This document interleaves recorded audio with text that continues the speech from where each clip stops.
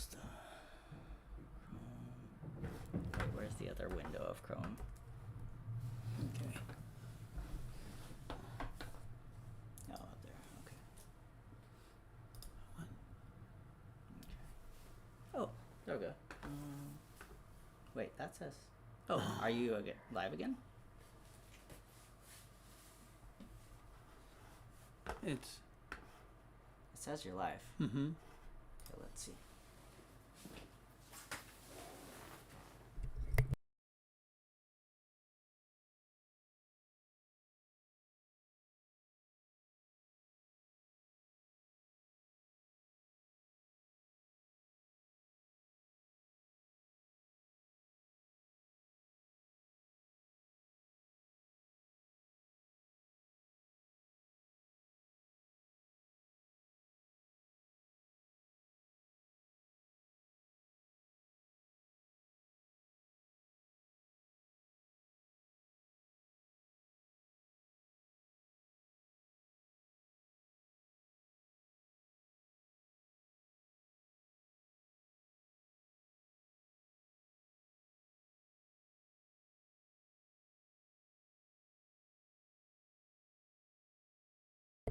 Testing 1, 2, 3.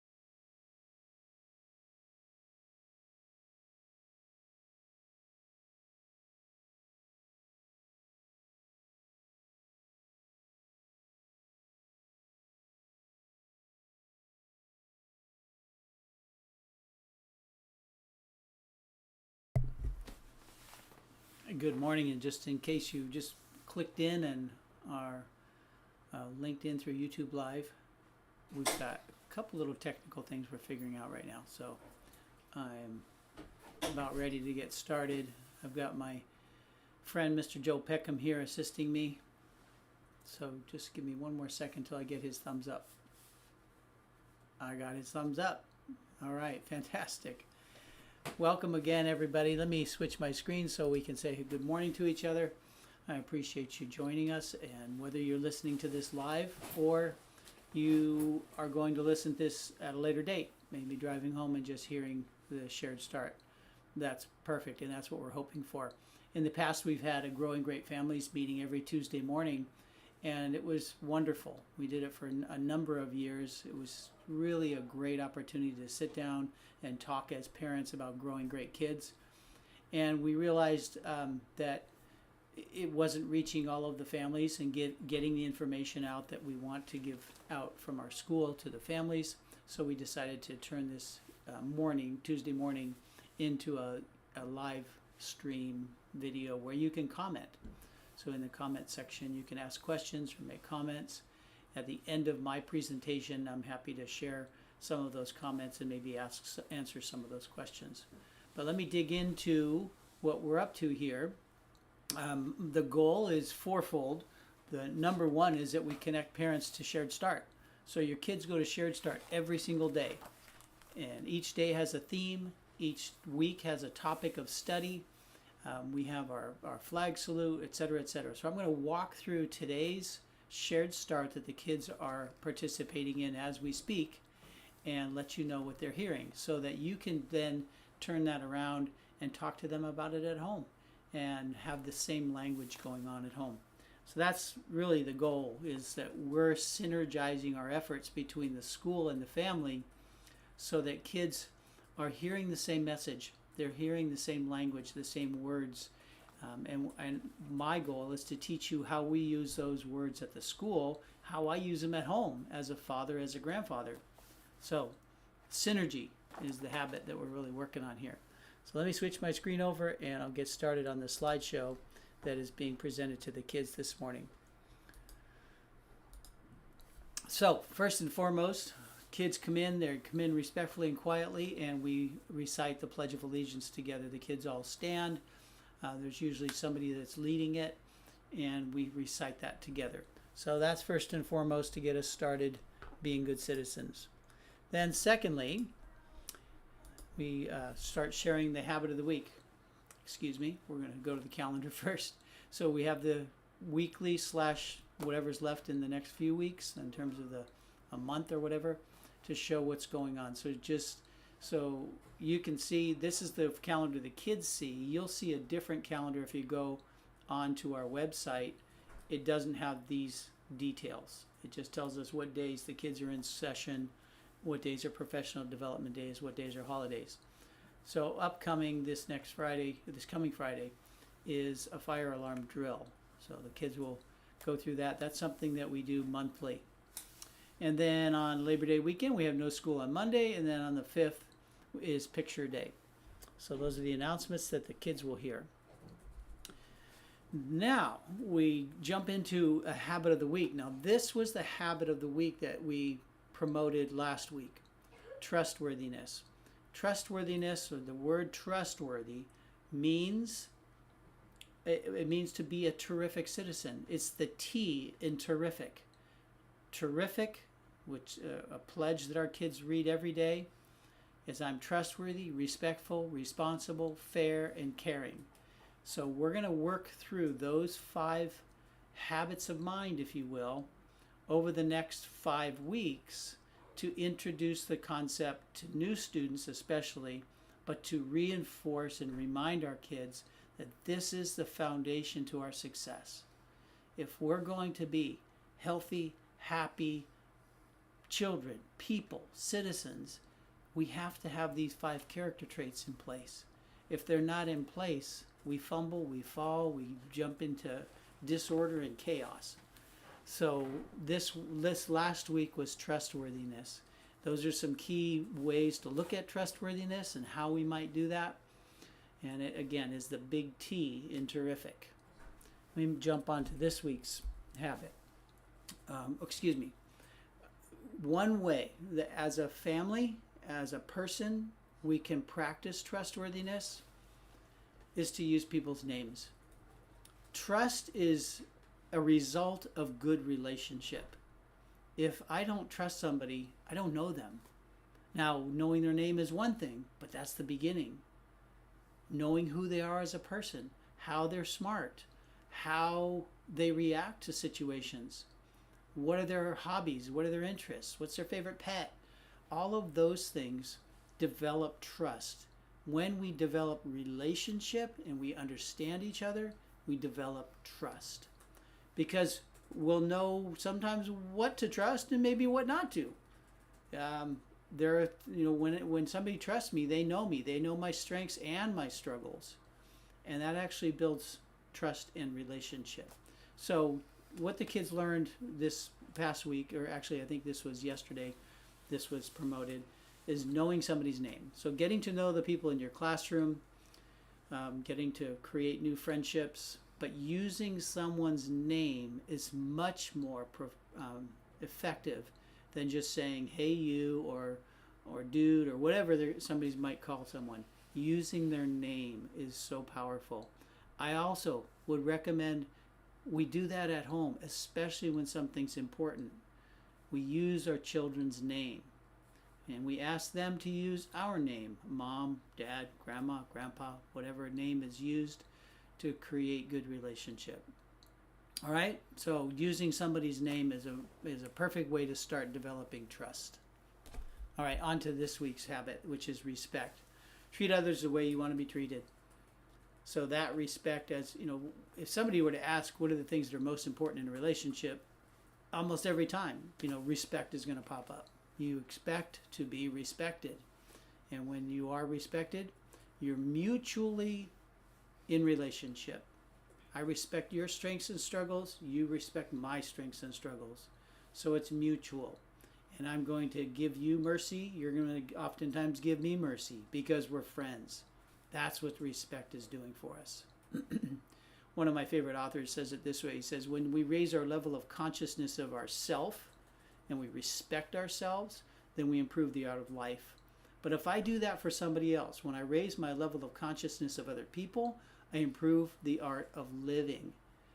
I will live better in a family, in a school, in any organization when we have that mutual respect.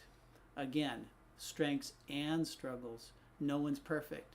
We all fail at times. I'll get on to that in a little bit. But going back to the terrific idea, these are the 5 terrific traits, and here's one way that this school helps kids to recognize that in any moment of the day, in any space in the day, there's a way, or a proper way to be terrific, to be trustworthy, respectful, responsible, fair, and caring.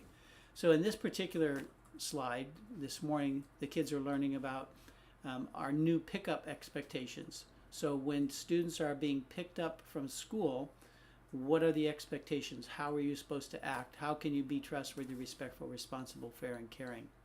So again, trying to be specific to the character trait and the behavior that goes along with it. Hope that makes sense. We'll move on to the next one. Here's the example, the picture that's of that pickup space. Just there's Miss Woodard, guiding kids and showing them where to sit. So especially for the kindergartners, and this as well as our walkers. So if your child is being picked up from school, and you have any questions or confusion about how to do that, don't hesitate to put a message in the comments, and I can answer them directly. Comments and questions that I pick up today, many of them will be addressed in our next session on next Tuesday. All right. Now, another announcement from the school. Cross country will meet at the upper play area on the blacktop. So our cross country team is being developed right now, and if you're interested, have your student meet there. If you look in the Parent Square post, you'll see the details about cross country. All right, this is the final, announcement, or I call it a cheer, I guess, for when our kids finish Shared Start. They all stand like we did in the Pledge of Allegiance, and we pledge now to Almond Acres and to what we believe here, that we are leaders. We are leaders of AACA. We are trustworthy, respectful, responsible, fair, and caring. We are terrific. Go Kites. So that's the cheer the kids leave Shared Start with every morning. So those 5 words are embedded in our brains because we say it, we sing it, we shout it every single day. So it's real simple to ask your kids when there's a challenge, and even when they're doing things that are wonderful, which character trait did you just practice? Were you trustworthy, respectful, responsible, fair, or caring? Oftentimes kids will tell me 2 or 3 of them, and they're right. But I usually ask them to focus on the one that they think is most powerful. So they did something. Somebody opened the door for me today. And, that was just so respectful and responsible. But to me, right on, thank you for being respectful to the old man needing help opening the door. So when we use that language in the home and at school, we're helping them to realize the character trait along with the action and behavior that go with it. All right, so that ends Shared Start for today for the kids. Now for Mr. B and the families out there, I want to take us a little bit deeper into kind of the philosophy of the school, but most importantly, how do we practice these character traits and develop them in our kids? And I want to start with something I start with at almost any presentation about the formation of learning. And they're the 2 words, educate and parent. What do they really mean? Well, interestingly, they're synonymous. When you look at their Greek and their Latin roots, the word was used in either capacity or either role. If you're an educator, you're a parent, and vice versa. Because the word educate/parent means to educe. It means to draw out, not to fill in. So what we're drawing out at school and at home is the best version of our kids. Well, ideally the best, but let's just say the better, because we all fumble and fail. But am I drawing out the better version of my child? Am I helping my child to fly their kite, to help them be and become the better versions of themselves? So that's our primary goal as educators and as parents. It's not to fill in with 3,500 standards or all the rules of the house. It's to help draw that child out, to find joy, to find happiness in their life because they're being who they are. We all know that we're unique characters in this world. And when we live that out in a way that is true and good and beautiful, we become the better version of ourselves. We seek and find the better version, or maybe even that best version of ourselves. So that's our job. It isn't to fill stuff in to their heads and fill them up. It's to draw them out so they can be happy being themselves. Hope that makes sense. Now, one way that we do that is every child this past week, and maybe still some this week, are developing their personal kite. If you haven't seen it yet, I strongly encourage you to get an image of it or get a copy of it and keep it handy, because on their kite it tells you how they fly, the direction that their personality is going to think. I've listed here the dominant questions and intelligences that go with each of the 4 quadrants on the kite. I'll ramble through those quickly, but if a child in this particular kite is very body strength, then they're kinesthetic and visual spatial learners. That's how they're smart. And their favorite questions are where and how. Now, a green student that's dominant green, and again, we're all 4. I haven't seen a kite that has 0 on anything, on any one thing. Every person that I've done this with, and it's been thousands now, I take it back, one exception.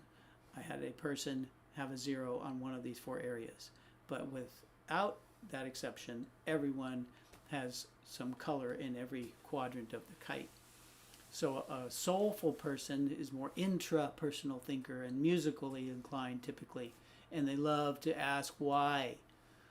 The green and the red thinkers are somewhat contrary to traditional school. Traditional school likes blue and red. Who are you? How are you going to get along with other people?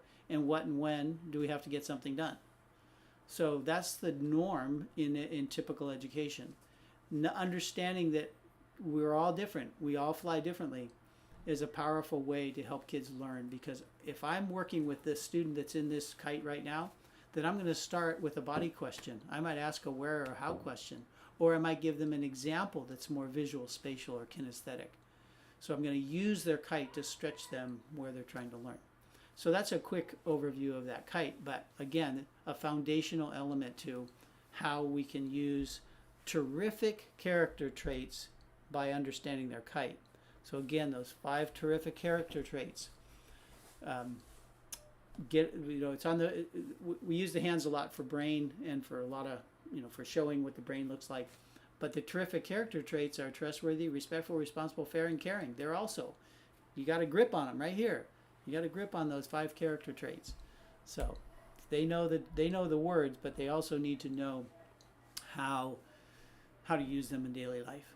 Now, when our character traits or the things we value are far apart from our actions, we lose integrity. So this is a quick lesson known as the integrity string. If I were to take a piece of string, kite string or a piece of yarn, and hold it far apart, it'll snap real easily. But if I hold it close together, it's really difficult to break it. I don't want to, because it actually hurts. When my values and my actions are tied together, I don't want to break that. I want to maintain my integrity. But we all do. We all break it. So what happens when you break a piece of string? If you want that string to work, you got to tie it back together again. And interestingly, the distance between my values and my actions comes closer together. So every time we help our children fix a mistake, to learn something new, we increase their integrity. We increase or decrease the distance between their values and their actions. So that's a fun little lesson to use in the home. Use a piece of kite string or a piece of yarn and illustrate it to your student, your child, and help them to understand how valuable it is. Not so much that you broke it, but you put it back together. When I celebrate the fact that my child is fixing their mistake, boom, such an awesome way to help somebody grow. Again, you're building more trust, you're building more respect, because you're not judging me or punishing me for a mistake. I'm going to have natural consequences for it. That's critical. But I'm fixing something. I'm making myself a better version of myself, as opposed to I'm less than, I'm terrible, I can't do this. No, we want them to revive that energy, revive that creativity, and use their character to rebuild and make themselves stronger. It's an interesting phenomenon, but when we make mistakes and we fix them, I think we're better than we were before. Not that we want to make mistakes, but I'm a better version of myself because I know how to change and develop into a better person. All right, that's the integrity string lesson. Hope you can do that at home. All right, now, looking at all of the building blocks of smart people, it starts with these terrific traits. That's the beginning. Then we layer on the 7 habits of highly effective people. And after that, we layer on a whole bunch of other words that are really awesome to help kids develop productive habits of mind. So for example, just for fun, one of my grandchildren once said to her mom, "Hey mom, I don't think dad's restraining his impulsivity right now." So she understood this vocabulary, and it was so right on, and realizing that, okay, these habits these are the things that make us smart. It's not so much knowing content, knowing mathematics and language, obviously critical, but these are the true ingredients to intelligence. When people practice these habits of mind, they become not just more intelligent, they're happier, they have more control, they have more freedom, they have more ability to be creative when we practice these habits. And that's why this is such an essential part of developing the leaders of AACA, of developing these young people and helping them to be intelligent. It's powerful and it's joyful. And that's what, as human beings, we want. We want to be in control of our life and want to find happiness. So those are all of the building blocks, and we're going to work our way through a lot of these building blocks on Tuesday mornings. We just hit trust and respect a little bit, but we'll continue to work through each of these things as we go through the weeks. I want to jump back to that terrific though, and here's an example that we use at school but can be used at home. Actually, this one is developed for home. Let's say that your child made a mistake, and you know their kite, and you know their very strong body kite, and they tell you, my behavior wasn't respectful. So I'm going to connect those two lines there, and there's a little menu of things that my child can do to practice in a body type manner to be respectful. So those are examples or opportunities for growth, opportunities for them to practice the right behavior.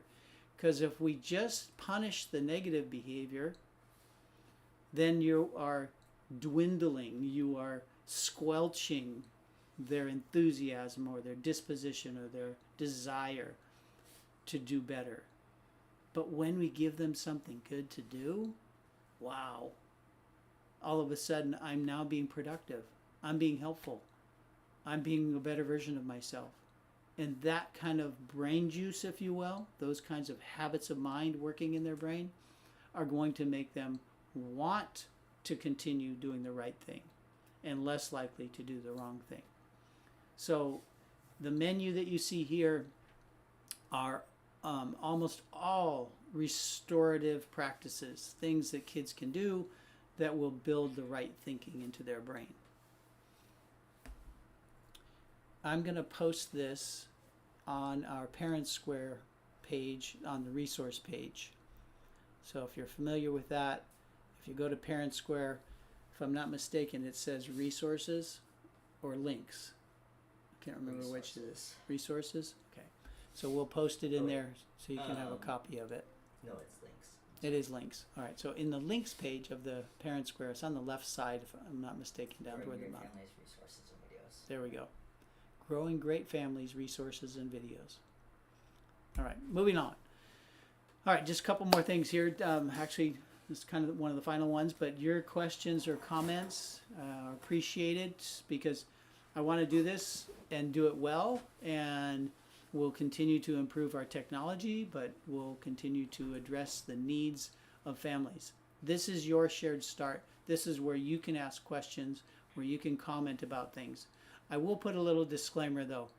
I'm Mr. B, the counselor here on campus now. I'm not Mr. B, the director. So if there are questions related to administration, finance, those types of things, you're certainly welcome to, post them, but I'm going to forward those on to the folks that take care of that business because I don't have all those answers anymore. So use the chat box to share an idea, comment, or question, and topics for upcoming episodes will be from your input. So I'll take any questions you have, and next Tuesday I can address those for you. I hope this has been helpful, and I hope that you take it home, that you take it into the house, and we can synergize our efforts as educator, parent, to grow great kids, to draw out the very best version of our kids. All right, farewell. I'll see you next Tuesday. Thanks for joining me, and ta-ta. The other place you can add a message, forgot to say, is in Parent Square. You can message me. So if it's something private, go ahead and put it in the Parent Square message and address it to Mr. B. All right, have a great day. Bye.